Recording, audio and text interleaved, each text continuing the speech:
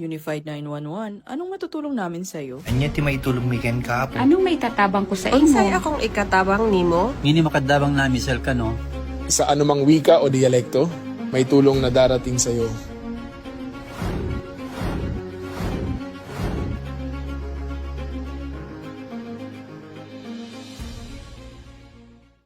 Lilingkod sa bawat Pilipino at magbibigay ng tamang impormasyon para sa tahimik at maayos na Pilipinas. Police News Network, alagad ng batas, tagapagtaguyod ng balitang pulis, sandigan ng mamamayan, patnubay ng katotohanan.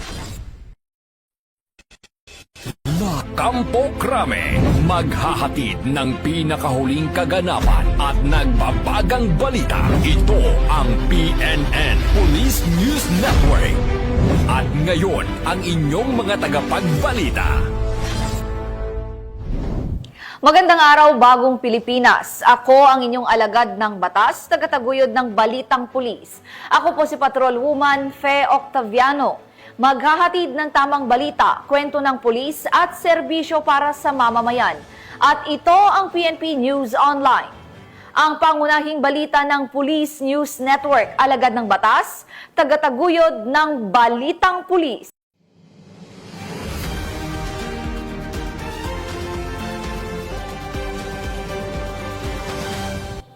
Ngayon ay araw ng Sabado at narito ang mga balitang nakalap ng ating PNN correspondents sa loob ng linggong ito.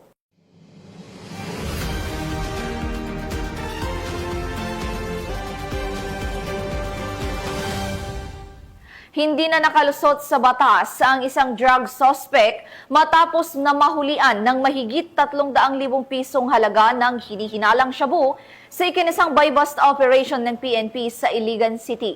Nakibalita dyan si Patrol Woman Ria May Sanchez. Nasamsam ang mahigit 306,000 halaga ng shabu sa isinagawang buy-bust operation ng Iligan City Police Station 5, katuwang ang PIDEA Lanao del Norte, sa Barangay Tibanga, Iligan City nito lamang ika-15 ng Setyembre taong kasalukuyan. Kinilala ni Police Major Nelmar Kipanes, Station Commander ng Iligan City Police Station 5, ang suspect na si alias Gigi, lalaki, 27 anyos, residente ng nasabing lugar at isang street-level individual. Nakumpiska sa suspect ang tinatayang 45 grams ng hinihinalang shabu na may standard drug price na 306,000 pesos at iba pang mga drug paraphernalia. Maharap ang suspect sa kasong paglabag sa RA 9165 o Comprehensive Dangerous Drugs Act of 2002. Mula dito sa Camp Capistrano, Busa, Cagayan de Oro City, ako ay inyong Police News Network correspondent, Patrol Woman Ria May Sanchez, alagad ng batas, tagataguyod ng Balitang Pulis. Maraming salamat, Patrol Woman Sanchez. Isang operasyon kontra illegal na droga sa Palomok, South Cotabato ang nagbukas ng mas malalim na banta sa seguridad ng bayan matapos mahuli ang isang sospek na hindi lamang may dalang shabu kundi pati baril at granada. Patrol Woman Ara Cassandra Concon sa balita. Arestado ang isang lalaking kinilalang si Alias Jean, 48 anyos, matapos masamsam sa kanyang bahay ang hinihinalang shabu na nagkakahalaga ng 246,960 pesos at isang 45 caliber pistol at isang granada sa bisa ng search warrant operation sa Barangay Coronadal proper. Na-recover din ang drug paraphernalia at 5 bala ng baril.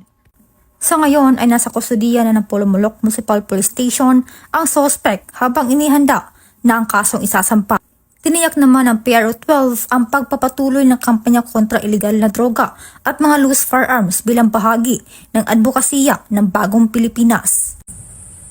Mula dito sa Rehiyon 12, ako ang yung PNN correspondent, Patrol Woman Ara Cassandra Concon, alagad ng batas, tagataguyod ng Balitang Pulis.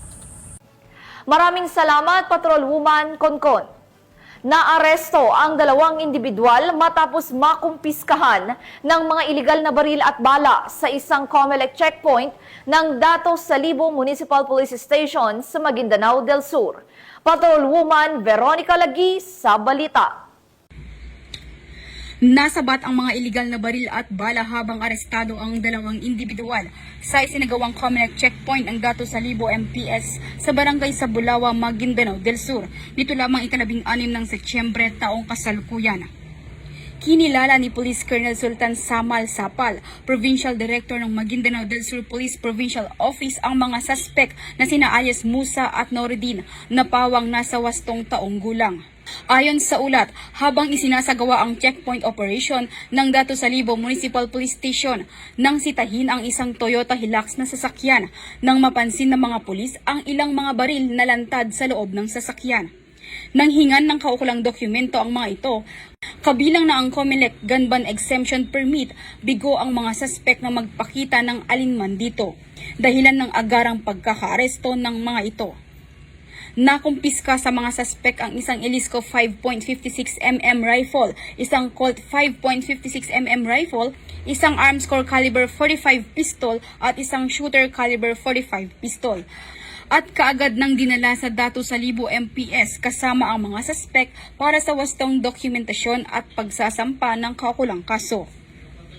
Pinuri naman ni Police Colonel Sapal ang pagiging alerto ng checkpoint team at tiniyak ang tuloy-tuloy na dedikasyon ng PNP sa pagbabantay ng komunidad lalo na sa papalapit na BARM parliamentary elections. Muling nananawagan ang Maguindanao del Sur PPO sa publiko na iulat ang anumang kahina-hinalang gawain o mga taong may baril na walang kaukulang pahintulot. Ang pagiging mapagmatyag at pakikipagtulungan ng mamamayan ay mahalagang sandigan sa pagpapanatili ng kapayapaan at kaayusan sa lalawigan. Mula rito sa rehiyon ng Bangsamoro, ako ang inyong Police News Network Correspondent, Patrolwoman Veronica Lagi, alagad ng batas, tagataguyod ng Balitang Pulis. Maraming salamat, Patrolwoman Lagi. Isang dating kasapi ng Communist Terrorist Group ang tuluyang nagdesisyong iwan ang marahas na landas at muling yakapin ang pamahalaan sa Barangay 97, Cabalawan, Tacloban City. Patrolwoman Maria Elena Singian sa report.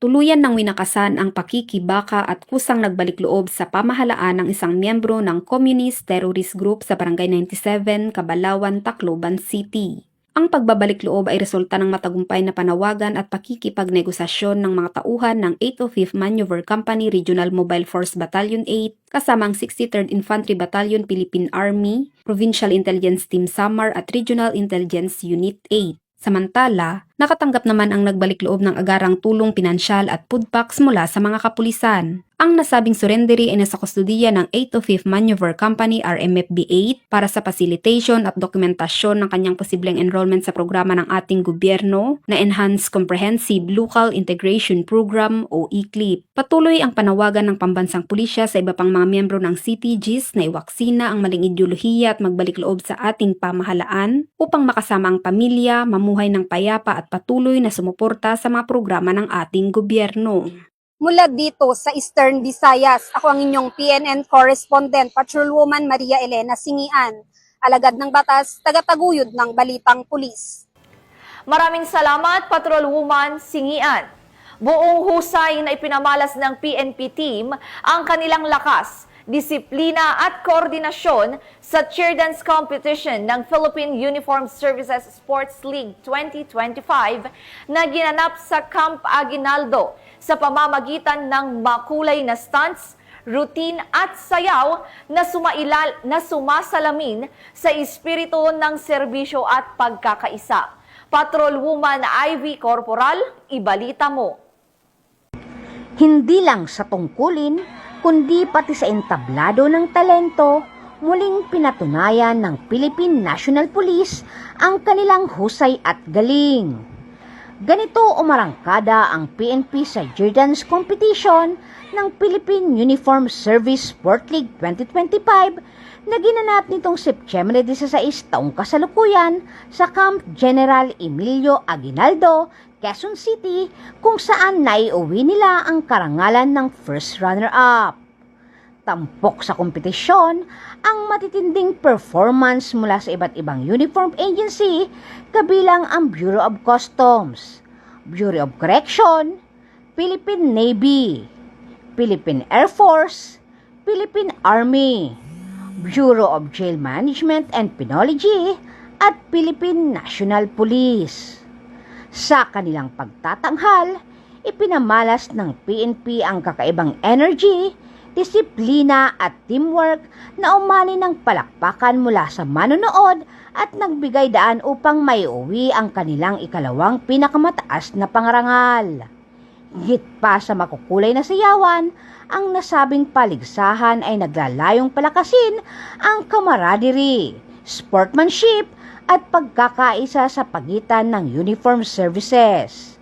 Para sa PNP, ang pagkilalang ito ay patunay na hindi lamang sila naglilingkod para sa kapayapaan, kundi may angking talento rin na ipagmamalaki sa ralangan ng sining at palakasan.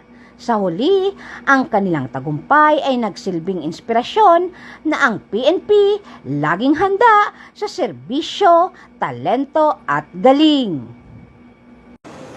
Mula dito sa Camp Bagong Diwa, Bikutan, Taguig City, ako po ang inyong PNN correspondent, Patrolwoman Ivy Corporal, alagad ng batas, tagataguyod ng Balitang Pulis. Maraming salamat, Patrolwoman Corporal. Kulungan naman ang bagsak ng top 5 municipal most wanted person sa ikinasang operasyon ng Morong Municipal Police Station sa Sitio Bangbang, Barangay Binaritan, Morong, Bataan. Yan ang tinutukan ni Patrolwoman Lixen Rains Saweran. Arestado ang top 5 municipal most wanted person matapos ang ikinasang operasyon ng Morong Municipal Police Station, Bataan Police Provincial Office sa Sitio Bangbang, Barangay Binaritan, Morong, Bataan. Ayon kay Police Colonel Marites A. Salvadora, Provincial Director ng Bataan Police Provincial Office, ang suspect ay kinilalang si alias Mulong, 39 taong gulang, walang trabaho at residente ng naturang lugar. Naaresto sa bisa ng warrant of arrest para sa kasong paglabag sa Section 12, Article 2 ng Republic Act 9165 o Comprehensive Dangerous Drugs Act of 2002 sa isinagawang protective search matapos ang pag-aresto. Nakumpiska mula sa aktual na pag-iingat ng sospek ang 3 maliit na sachet ng hinihinalang shabu na may kabuuang bigat na 17 gramo at tinatayang standard drug price na 115,600 pesos. Sa kasalukuyan, ang naarestong sospek at mga ebidensya ay nasa kustodiya ng Morong MPS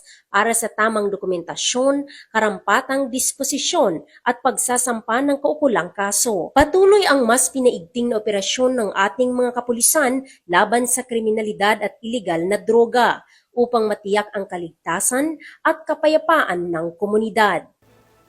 3 individual ang naaresto sa ikinasang operasyon ng mga otoridad laban sa online bentahan ng smuggled cigarettes sa Dagupan City, Pangasinan.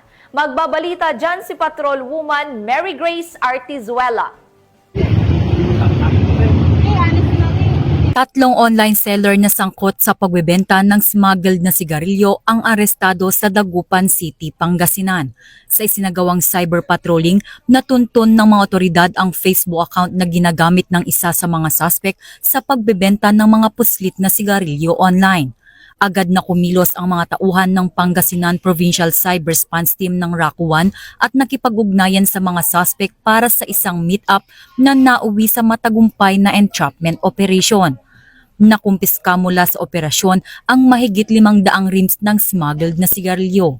Nahaharap ang 3 suspect sa patong-patong na kaso, kabilang ang paglabag sa Tax Reform Act at Tobacco Regulation Act of 2003. Muli naming pinapaalalahanan ng publiko na maging mapanuri sa bawat transaksyon online. Mula dito sa Campo Crame, ako ang inyong PNN correspondent, Patrolwoman Mary Grace Artizuela, nagbabalita para sa Police News Network, alagad ng batas, tagataguyod ng Balitang Pulis. Maraming salamat, Patrolwoman Artizuela. Kulungan ang bagsak ng isang minor de edad at 2 pang sospek matapos maaresto sa isinagawang buy-bust operation ng Aringay PNP sa La Union. Yan ang tinutukan ni Police Corporal J.R. Del Mendo. Arestado ang isang minor de edad at dalawa pang sospek na 47 at 30 anyos sa isinagawang bypass operation ng mga miyembro ng Arengay Municipal Police Station sa Barangay Dulaw, Arengay, La Union. Nakumpiska sa nasabing operasyon ang 5 gramo ng hinihinalang shabu na nakapaloob sa 15 transparent plastic sachet at nagkakahalaga ng 34,000 pesos. 2 gramo ng hinihinalang dahon ng marijuana na nagkakahalaga naman ng 1,400 pesos kasama ang glass tube na naglalaman ng suspected marijuana residue. Nakumpiska din ang 2 cellphone at isang 1,000 peso bill bypass money at isang motorsiklo na ginamit ng mga suspect. Isinagawa ang inventory at marking sa mga ebidensya sa mismong lugar ng operasyon sa presensya ng mga suspect at ng mga mandatory witnesses. Ang nabanggit na minor de edad ay isa sa ilalim sa probisyon ng Republic Act 9344 o ang Juvenile Justice and Welfare Act, habang ang 2 namang suspect ay naharap sa kasong paglabag sa Republic Act 9165 o ang Comprehensive Dangerous Drugs Act of 2002. Mula dito sa Ilocos Region, ito ang inyong PNN Correspondent, Police Corporal J.R. Del Mendo, alagad ng batas, tagataguyod ng Balitang Pulis. Maraming salamat, Police Corporal Del Mendo. Nadakip ng pulisya ang isang high-value drug target sa ikinasang bypass operation sa Barangay Trapique, Oton, Iloilo. Ang report mula kay Patrol Woman Glidel Astrologo. Isang high-value individual ang naaresto sa matagumpay na bypass operation na isinagawa ng Station Drug Enforcement Team ng Oton Municipal Police Station nito lamang 15 ng Setyembre taong kasalukuyan. Pinangunahan ng operasyon ni Police Lieutenant Colonel Ali V. Estamber, hepe ng pulisya ng Oton, bandang alas 9 ng umaga sa Barangay Trapeche, Oton, Iloilo. Kinilala ang suspect sa alias na Anthony, 39 na taong gulang, binata, walang trabaho at residente ng Zone 1, Barangay Rizal, Palapala, Iloilo City. Nakumpiska mula sa kanya ang suspected shabu na tumitimbang ng humigit kumulang 60 gramo na may standard drug price value na tinatayang 408,000 pesos. Sa ngayon, nasa kustudiya na ng Oton MPS si Anthony at naharap sa kasong paglabag sa Republic Act 9165 o ang Comprehensive Dangerous Drugs Act of 2002. Patuloy ang kapulisan ng Western Visayas sa kanilang mahigpit at matatag na laban kontra iligal na droga upang matiyak ang kaligtasan at kapayapaan ng lalawigan ng Iloilo. Mula dito sa Police Regional Office 6, ako ang inyong Police News Network Correspondent, Patrol Woman Glidel Astrologo, alagad ng batas, tagataguyod ng Balitang Pulis. Maraming salamat, Patrol Woman Astrologo. At yan ang mga balitang nakalap ng ating PNN correspondents mula Luzon, Visayas at Mindanao sa loob ng linggong ito. Sa ngalan ng pamunuan ng Philippine National Police sa pangunguna ni Acting Chief PNP, Police Lieutenant General Jose Melencio Nartates Jr. at sa pamumuno ni President Ferdinand Bongbong Marcos Jr., kami ay maglilingkod sa bawat Pilipino at magbibigay ng tama at balanseng balita. Dahil dito sa bagong Pilipinas, ang gusto ng pulis, ligtas ka. Mula rito sa tanggapan ng tagapag-ugnay ng pambansang pulisya, ako ang inyong alagad ng batas, tagataguyod ng Balitang Pulis. Ako po si Patrol Woman Fe Octaviano, maghahatid ng tamang balita, kwento ng pulis at serbisyo para sa mamamayan. At ito ang PNP News Online, ang pangunahing balita ng Police News Network.